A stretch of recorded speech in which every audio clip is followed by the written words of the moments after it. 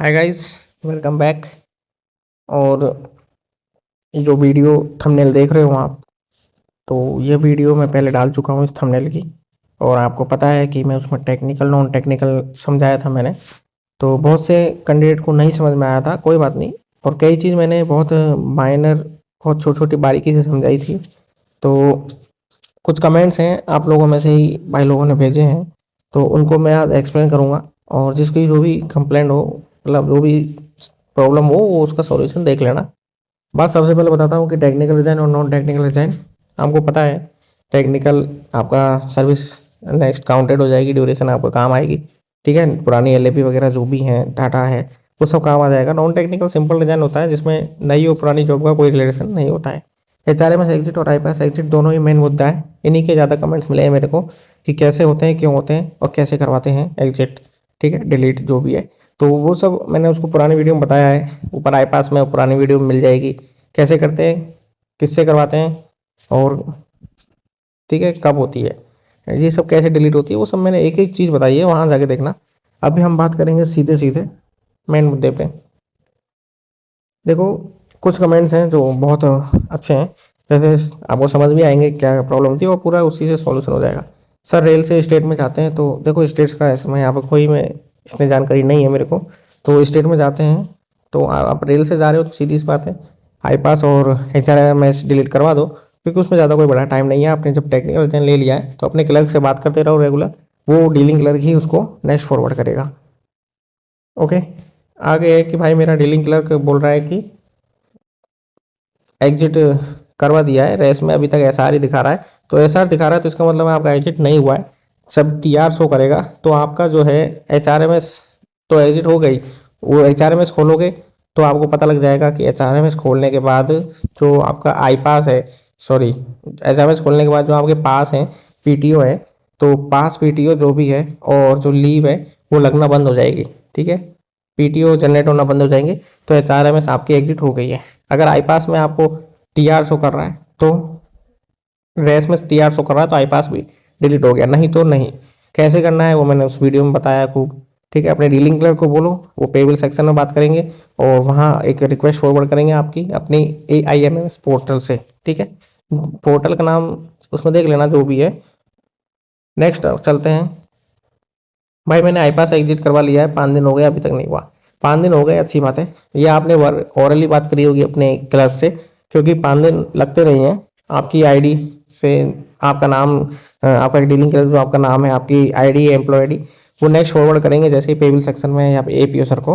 तो वो वहाँ से जैसे ही अप्रूव करेंगे आपकी, रात को 12 बजे के बाद नेक्स्ट डे आपकी एच आर एम एस, ओ सॉरी, आई पास डिलीट हो जाएगा।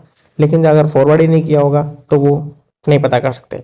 हाँ, आप अपने डीलिंग क्लर्क जब उसको खोल के देखेंगे तो कहाँ पेंडिंग हो रही है वो उसकी आईडी पे दिखा देगा। तो आप उनसे बात करिए, वो बताएंगे इस चीज़ को कि 5 दिन हो गए तो कहाँ पेंडिंग पड़ी हुई है।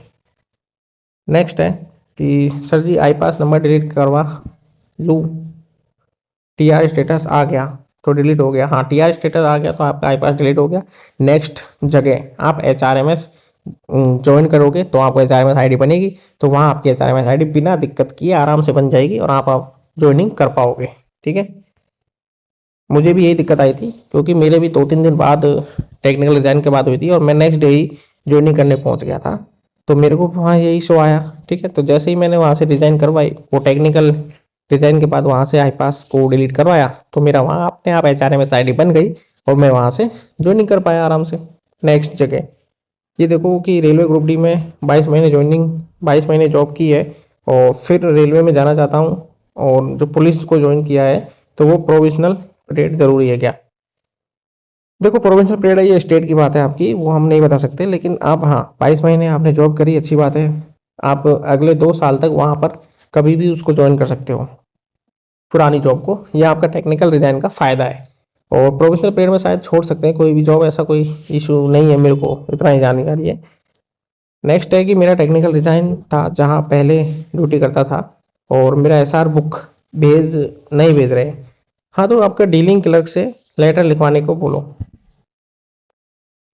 सही बात है, आप अपने डीलिंग क्लर्क को, जो नए डीलिंग क्लर्क हैं आपने जहाँ भी ज्वाइन किया है, उनसे बोलो कि एक लेटर लिखे, एक एप्लीकेशन लिखे और अपने ई ऑफिस के माध्यम से डायरेक्ट जहां आप पहले ड्यूटी करते थे वहां भेज सकते हैं। उनको रेगुलर स्टेप में मिल जाएगा, नहीं मिलता है तो 10-5 दिन में वापस से भेज दीजिए, और उनको जैसे ही मिलेगा वो आपका सर्विस रिकॉर्ड है आपकी बाई पोस्ट करवा देंगे। बाई पोस्ट जहाँ आपका नया एड्रेस है वो सब आपका डीलिंग क्लर्क बना सकता है। मेन मुद्दा ये है कि ट्रेनिंग के बाद ही आपकी पुरानी सर्विस रिकॉर्ड आता है, और मोस्ट ऑफ बोलते हैं कि 2 साल के प्रोविजनल पीरियड के बाद आपका मुद्दा आता है कि एसआर बुक में क्या था, ठीक है। लेकिन ये चीज़ मुझे लगता है एप्लीकेशन देने के बाद भी आपका नया डीलिंग क्लर्क या पुराने डीलिंग क्लर्क से बात कर सकते हैं और उसको फॉरवर्ड करवा सकते हैं, ठीक है। आगे बात करते हैं कि सर डीलिंग क्लर्क से कराना है, मुझे डीलिंग क्लर्क नहीं पता है। कोई बात नहीं भाई, डीलिंग क्लर्क अपने जो पेमेंट बनाते हैं, आपका जो अटेंडेंस रिकॉर्ड रखते हैं वही आपके डीलिंग क्लर्क होते हैं, जो सारा काम करते हैं आपके, ठीक है। सर पुराने जॉब से एचआर में स्पेंड डिलीट कैसे करें, कैसे पता करें? आपकी पुराना कोई जो डाटा है आपकी HRMS ID जैसा कुछ ऐप होगा, उसमें जाके पता कर सकते हो। लिखा है कि सेम लेवल में टेक्निकल डिजाइन मिल सकेगा अगर एग्जाम पहले कंप्लीट किया हो तो।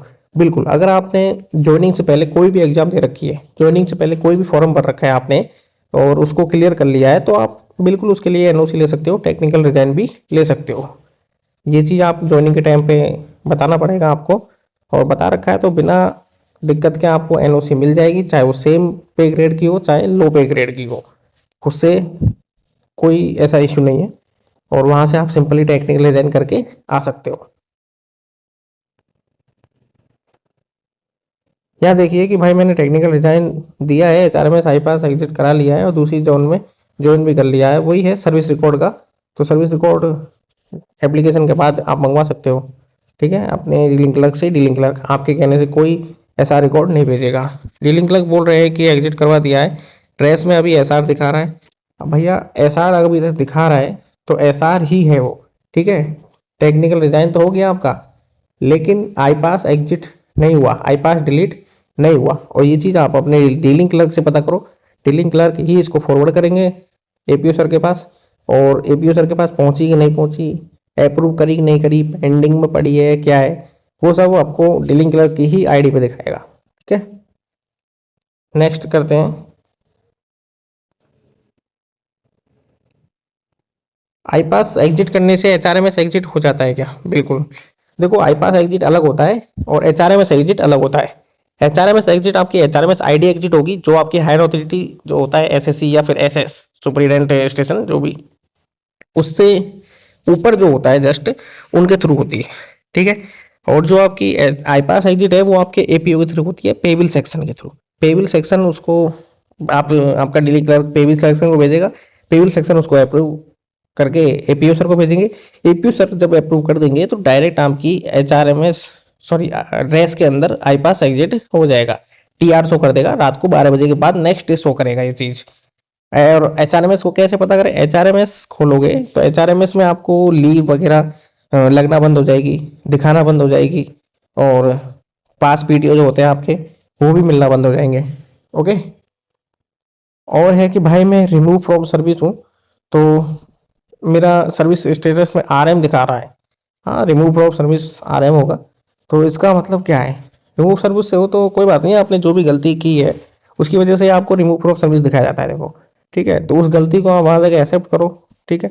उसके बाद वो मानते हैं तो आपको एप्लीकेशन दो, कोई हट जाना है तो वो भर दो, पनिशमेंट है तो झेल लो, उसके बाद आपको ड्यूटी ले लिया जाता है। वैसे ये एक क्षमा प्रार्थी के तौर पर लिया जाएगा।